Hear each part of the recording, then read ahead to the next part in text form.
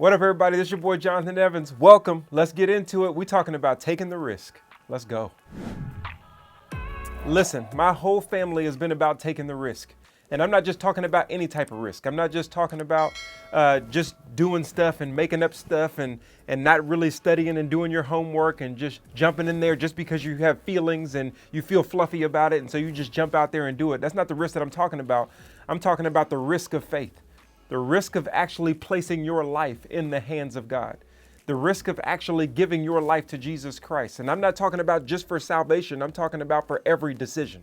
I'm talking about as you move forward in your life, listening to his voice and going forward, even though he doesn't show you the end result, even though he doesn't let you see everything in advance, because that's how God operates. And if you're not willing to take the risk, if you're not willing to go outside of how you feel for where he wants to take you, if you're not willing to get uncomfortable and get comfortable with being uncomfortable, if you're not willing to do that, then how can you please God? How can you actually do what God is calling you to do if you're not willing to go where God is calling you to go unless he shows you first?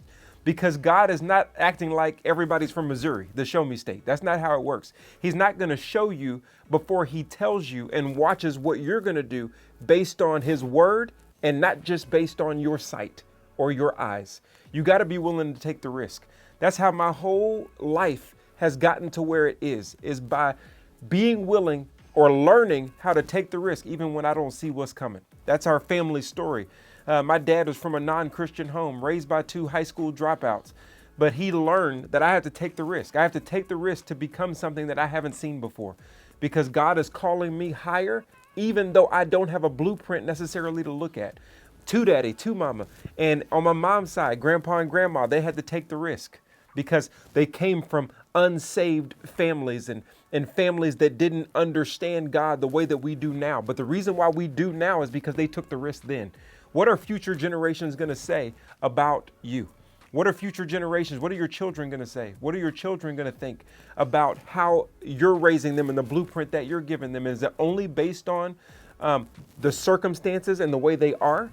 The circumstances and the way that you want them to be or desire them to be? Or the circumstances and what God's actually telling you to do and how he's telling you to operate and where he's telling you to go? You have to be willing to take the risk. That's how Tony and Lois Evans became who they are in ministry, is by taking the risk. He'll tell you from top to bottom. I didn't know anything about even graduating. We graduated high school, graduated college, went to seminary, didn't know anything about that, graduated from seminary, didn't want to be a pastor, wanted to be an evangelist, but God told me to be a pastor, then started a church with 10 people in a house. And the story continues to where it is now because everything was, I couldn't see it, but I felt like God was telling me to do it. So I did it. And then God allowed me to see it. I hope you understood that that is the formula of taking the risk. I didn't see it, but I felt God calling me to do it. So I did it. And then God allowed me to see it. That's how God works throughout the Bible. He tells Noah to build an ark. Noah had never even seen rain. He tells Abraham to go to a place that he was going to show him in the future. Okay, he tells Sarah, you're going to have a baby at a grandmama's age, past 90 years old. I mean, he tells Gideon, you're going to have to win with 300. What? I don't want to win with 300. I'm about to face thousands. I mean, on and on and on. He tells David, you're going to be a king, even though he's just a shepherd boy. On and on and on in the Bible. All the passages in Hebrews, all the characters in Hebrews chapter 11 are people who took the risk. How did they go from Old Testament to New Testament? How did their legacies go from thousands of years earlier to thousands of years later? Because they were willing to take the risk. They were willing to listen to the voice of God. And a lot of times you know it's God's voice because he'll make you uncomfortable. A lot of people want to know, what is that voice in my head that's telling me what I already want to do anyway?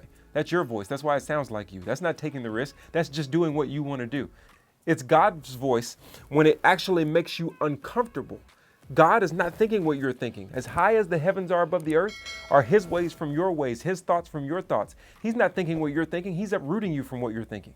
He's going against your natural man. He's going against your feelings. He's going against a lot of the things that you see and want to do and how you want to go. He's pulling you into a whole different realm and a whole different environment to do what he's calling you to do. It's that subtle voice and sometimes that loud voice that is trying to push you in a direction that you keep trying to deny. And you keep saying to yourself, man, I don't know why I would choose this job over the job I currently have, but I can't stop thinking about it. That job actually pays less than the job that I have. I'm more comfortable right where I am. I'm fine with where I am, but why can't I not stop thinking that this vocation is my calling, even though I'm making more here and more comfortable here? Well, maybe God is talking. Maybe that's why you can't shake it. Maybe you can't shake it because God is trying to get you to take the risk. When things don't make sense, when you don't understand, when you don't feel like it's logically correct, but you can't stop chewing on it. You can't stop thinking about it. You can't stop mulling over the desire that you're now getting and being impressed upon you that this is a new direction you should go, even though everything in you wants to logic your way out of it and justify your way out of this situation or circumstance. Take the risk.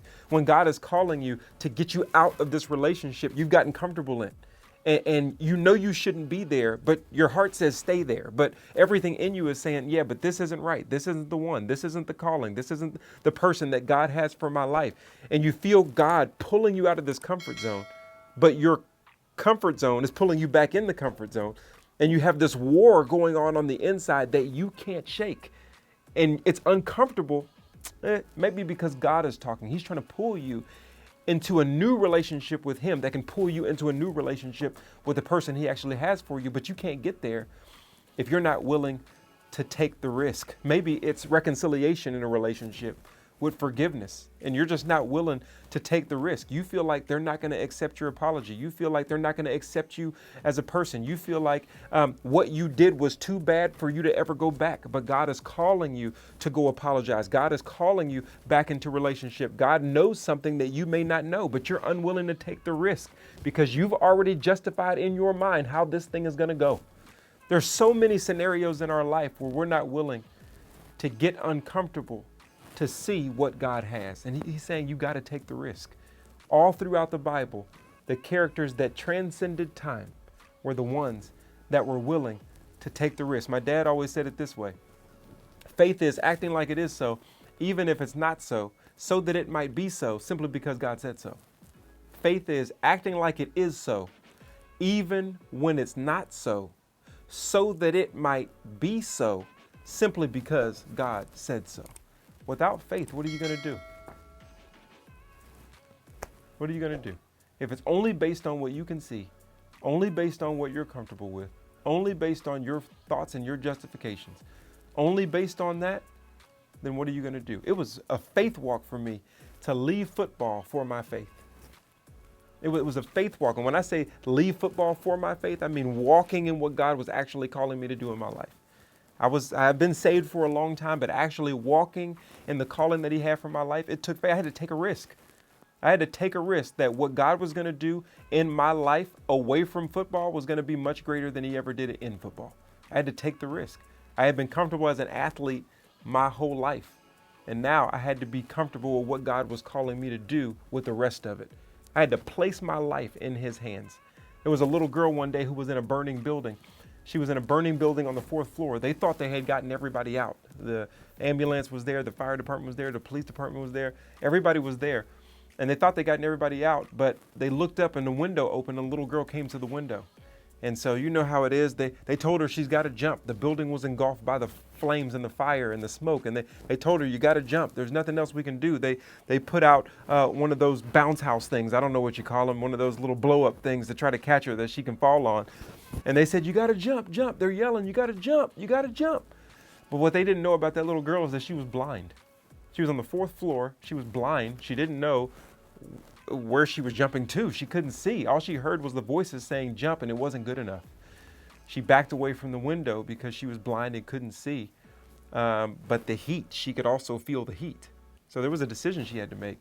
And then there was another voice that rang out, Lisa, baby, you got to jump. That was the voice of her father. She jumped when she heard that voice, because when she heard that voice, she knew that she can depend on that voice even though she couldn't see. Now, how scary is that? You're blind, you're on the 4th floor, but you jump because you heard the right voice. God is saying, I'm your father. My word is my voice. When it speaks to you, you jump. And that's the only way you can experience being in the Father's hands. That's the only way you can experience your calling, true calling in life. That's the only way you can experience the height of your relationship and your marriage and your parenting, uh, uh, anything, is when you're willing to jump into the Father's hands because you heard His voice, even though you can't see how it turns out. You got to take the risk. That's how we did it as a family. People always ask, how did your dad and your mom, how did you and Priscilla and Crystal and Anthony, what did you? We just, we just took the risk on what God is calling us to do. We took the risk on Him. There were so many things we were comfortable with, and we just kept taking the risk. That what God has is much better than what's in my hands. Do you believe it? That what God has is much better than what's in your hands? Give it to Him. Take the risk.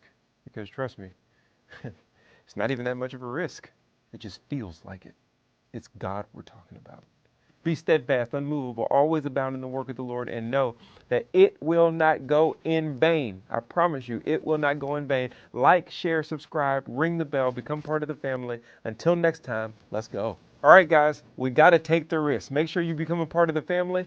Faith is how we please the Lord. And if we're pleasing to the Lord, He definitely can use us. He definitely can mold us. He definitely can change us and make us what He wants us to be in this life. And that is the calling of our life. Listen, like, share, subscribe, ring the bell, become part of the family, and share this video with anybody you know needs it. All right, till next time, let's go.